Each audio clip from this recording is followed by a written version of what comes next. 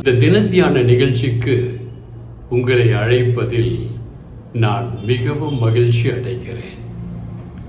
இன்று நாம் பார்க்க போகும் தேவனுடைய செய்தி எலன் மாஸ்கா, இயேசு கிறிஸ்துவா?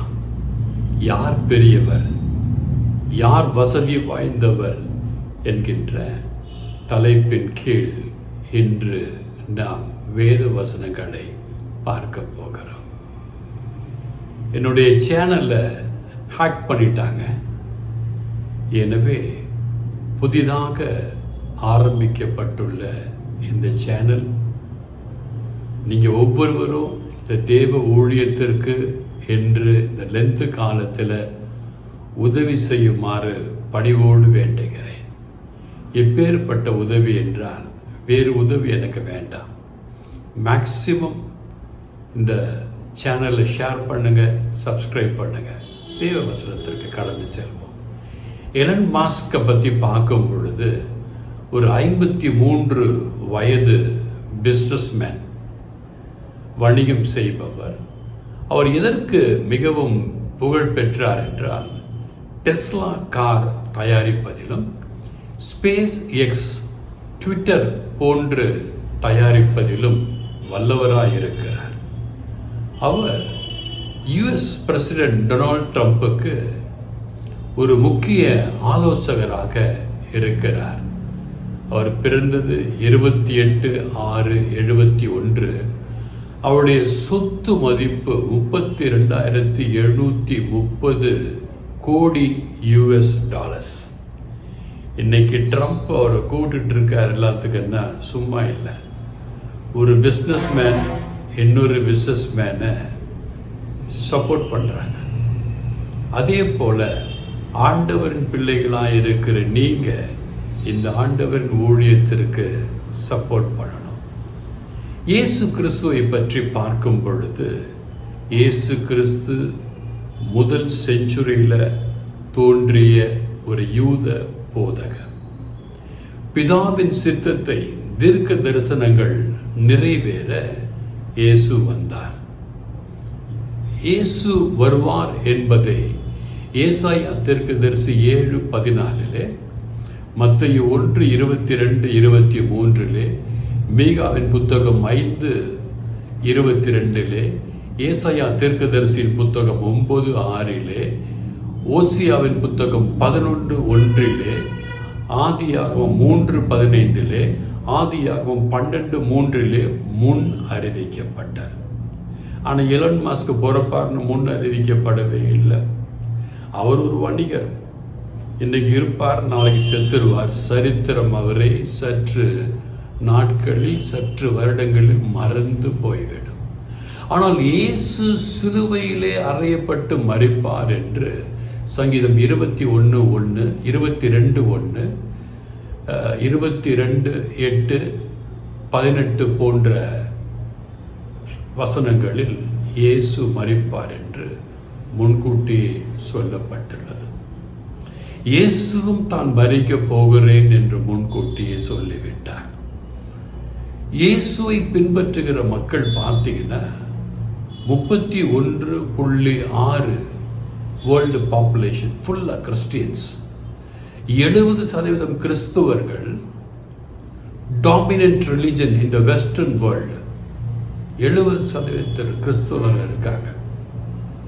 அப்படிப்பட்ட ஒரு மதத்தை ஸ்தாபித்தவர் தான் உங்கள் இயேசு, என் இயேசு. இந்த இயேசுவின் பிறப்பை பார்த்தீங்கன்னா முன் அறிவிக்கப்பட்டது ஆதியாகமம் 3:15 மிகவும் அழகாக. சாத்தான் மனிதர்களை வஞ்சித்தான். எப்படி சாத்தான் இந்த சேனலை வஞ்சித்தானோ அப்படியே மனிதர்களை வஞ்சித்தான். இன்னைக்கு நினைக்கலாம், ஏங்க மற்றவங்க சேனல்லாம் வஞ்சிக்கப்படலை? அவங்களுக்கு நிறைய டெக்னீஷியன்ஸ் எல்லாம் இருப்பாங்க, நிறைய பேர் இருப்பாங்க, சேனலை வாட்ச் பண்ணிகிட்டே இருக்குது. எனக்கு யாருமே இல்லைங்க, இயேசு மட்டும்தான். நான் மிகவும் தோண்டு போயிருந்தேன். 2 நாட்களாக தூக்கமில்லை. என் உழைப்பு எல்லாம் போயிடுச்சு. 1100கணக்கான வீடியோக்கள் இன்றைக்கி அல்காரிதம்லவே பார்க்குற 3 லட்சத்துக்கு மேலே வியூஸ் மொத்தம் ஆரம்பித்ததுலேருந்து இது வரைக்கும். இவ்வளோ போயிடுச்சேன்னு வருத்தப்பட்டிருக்கும் பொழுது இன்று காலை 9:11 ரெவரண்ட் ஹென்ரிக் ஜோஸ் அவர்கள் என்னை அழைத்தார். நான் காலையில் சற்று மன அமைதி தேடி வாக்கிங் போயிட்டேன். வாக்கிங்கில் ஜெபம் பண்ணிகிட்டே இருந்தேன். மதியம் வந்து ஜெபம் பண்ணிகிட்டே இருந்தேன். ஈவினிங் கரெக்டாக என்னை அழைக்கிறார். பால் மொந்தினி, நான் உங்களோடு பேசலாமா? 80 வயது தக்க ஒரு மூத்த ரெவரன், இந்தியாவில் உழைச்சிருக்காரு, வெளிநாடுகள்லாம் போய் உழைச்சிருக்காரு. இப்பொழுது அவர் தகுதிக்கு முன்னால் அவருடைய கால் தூசிக்கு நான் சமம். அவர் என்னை தொலைபேசியில் அழைத்து, நீங்கள் 0 ஆகிட்டீங்கன்னு வருத்தப்படுறீங்க, உங்கள் சப்ஸ்கிரைபர்ஸ் எல்லாம் 0ன்னு வருத்தப்படுறீங்க. வருத்தப்படாதீங்க. நீங்கள் வேதத்தின் சத்தியத்தை சொன்னீங்க, ஜனங்க கேட்டுட்டாங்க, அது போதும். சப்ஸ்கிரைபர்ஸ் போயிட்டாங்க, வாட்ச் அவர் போயிடுச்சு, 4000 வாட்ச் அவர் போயிடுச்சு, இதெல்லாம் வருத்தப்படாதீங்க. நீங்கள் 0 இல்லை. உங்களுக்குள் இருந்து உங்களை வழிநடத்த ஒரு ஹீரோ இருக்கார்.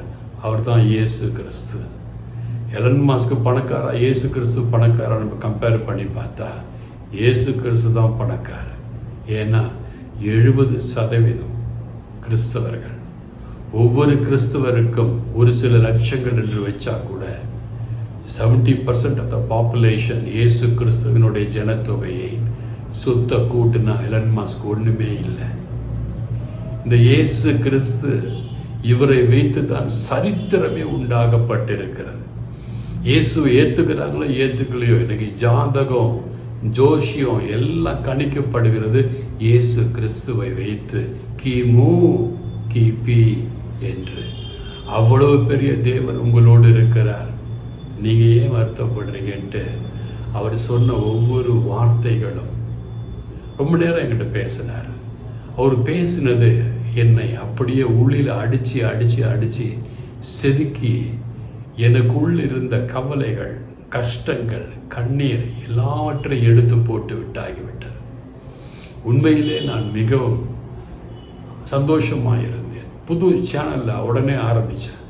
நைட்டு ஆரம்பித்து இயேசுவின் வார்த்தை இன்னும் அதிக சக்தியோடு, இனிமேல் என் சேனலை யாருமே திருடக்கூடாது, அப்படிப்பட்ட ஒரு ஸ்ட்ராங் பாஸ்வேர்டோடு ஆரம்பித்து விட்டேன். யாரை நம்பினா? அப்பா இயேசுவை நம்பி, இயேசுவின் பிள்ளைகளாக இருக்கிற உங்களை நம்பி. எலன் மாஸ்க் இன்னைக்கு இருப்பார், பிரசிடென்ட்டோட சீஃப் அட்வைசர், நாளைக்கு செத்து போயிடுவார். கேட்க ஆள் இருக்கார். ஒரு படம் மாட்டி வைப்பாங்க அமெரிக்காவில். இயேசு ஆதியிலே இருந்தார். எங்க இருந்தார்? வார்த்தையாய் இருந்தார். யோவான் 1:2, யோவான் 1:10 சொல்லுகிறது, எல்லாம் இயேசுவின் மூலமாகத்தான் உண்டாயிற்று. Everything was created with Jesus.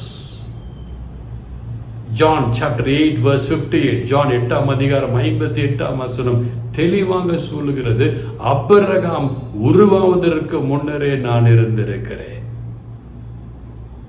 எனவே பிதா வேறு அல்ல, இயேசு வேறு அல்ல, இயேசுவும் பிதாவும் ஒன்றாய் இருக்கிறோம் என்று யோவானிலே எழுதியிருக்கிறார்.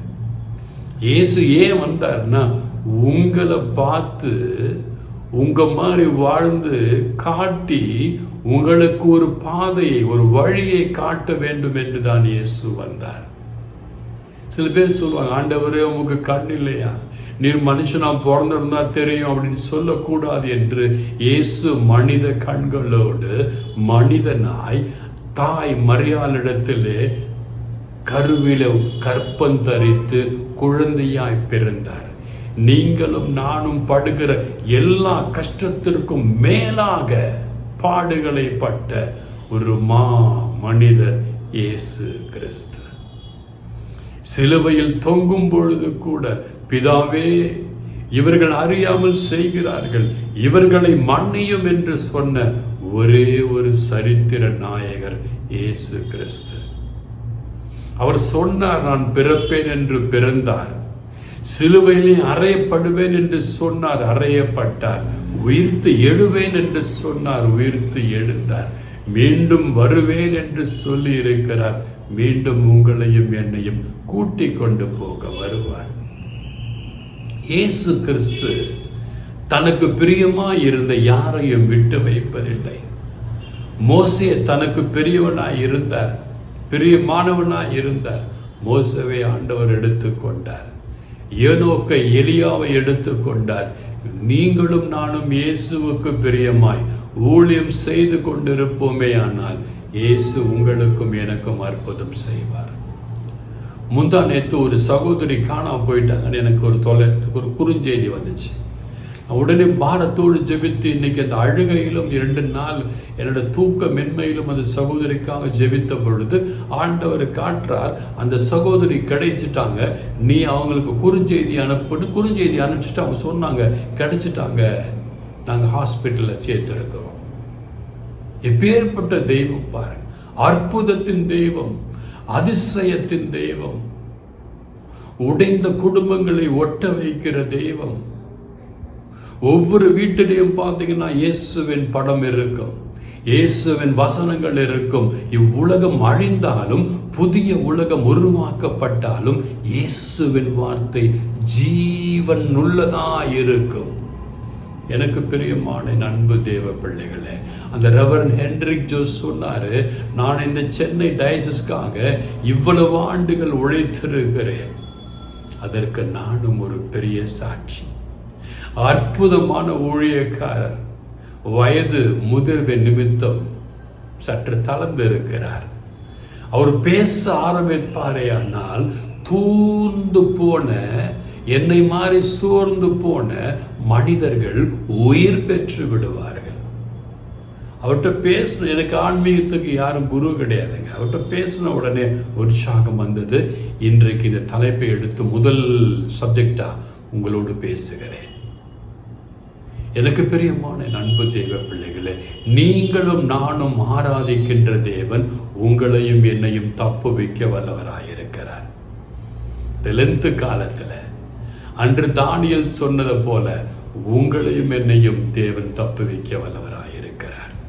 உங்கள் துன்பத்தில் இருந்து, உங்கள் கஷ்டத்தில் இருந்து, உங்கள் கவலைகளில் இருந்து, உங்கள் கண்ணீர்களில் இருந்து, உங்கள் விற்க முடியாத வீடு நிலம் பிரச்சனையிலிருந்து, உங்கள் மகன் மகளுக்கு வேலை கிடைப்பதிலிருந்து, உங்கள் பிள்ளைகள் கருத்தரிப்பதிலிருந்து, உங்கள் மருமகள் கருத்தரிப்பதிலிருந்து எல்லாவற்றையும் விடுவிக்க இயேசு வல்லவராயிருக்கிறார். எனக்கு கூட நிறைய தேவை இருக்குங்க, நான் யார்கிட்ட கேட்கறதே இல்லை, இயேசுகிட்ட அழுவேன். 2 நாளாக நான் பட்ட கஷ்டம், நரக வேதனை, இவ்வளோ பிரயாசம் கஷ்டப்பட்டு போயிடுச்சேன். அந்த ரெவரண்ட் ஹென்ரிக் ஜோஸ் சொன்ன வார்த்தை இன்று உங்கள் முன்னால் திரும்பவும் ஒரு போர் வீரனாக, சாத்தானை அடித்து ஓட ஓட விரட்டுகிற வீரனாக உங்கள் முன்னால் இருக்கிறேன். யாக்கோபுக்கு எழுதின புத்தகம் 4ஆம் அதிகாரம் 7ஆம் வசனம் இதைத்தான் சொல்லுகிறது, கர்த்தருக்கு கீழ்ப்படிந்து சாத்தானை எதிர்த்து நில்லுங்கள், அவன் ஓடி விடுவான். எனவே நீங்க கவலைப்படாதீங்க. இன்னைக்கு சொன்ன வார்த்தையை பாருங்க. பெரிய கோடீஸ்வரன், பெரிய பணக்காரன்ட்டு அவனுக்கு முக்கியத்துவம் கொடுக்காதீங்க. இயேசுவுக்கும் இயேசுவின் ஊழியத்திற்கும் முக்கியத்துவம் கொடுங்க. நான் சொன்ன ஒரே ஒரு வேண்டுகோள், இந்த செய்தியை நிறைய பேருக்கு ஷேர் பண்ணுங்க, தெரிந்தவனுக்கெல்லாம் சப்ஸ்கிரைப் பண்ண சொல்லுங்க. இந்த ஊழியம், எந்த ஊழியம் சாத்தானால் அழிக்கப்பட்டதோ அந்த ஊழியம் திரும்ப எழும்பி பிரகாசிக்க வேண்டும் இயேசுவின் நாமத்தில். இந்த ஊழியம் இயேசுவின் மகிமைக்காக செய்யப்படுகிறதே தவிர இந்த நீச மனிதனுக்காக அல்ல. நான் ஆண்டவரின் வேலைக்காரன். நான் ரைட் ரெவரண்ட் கிடையாது, நான் டாக்டர் கிடையாது, எதுவும் கிடையாது. நான் ஒரு குப்பை.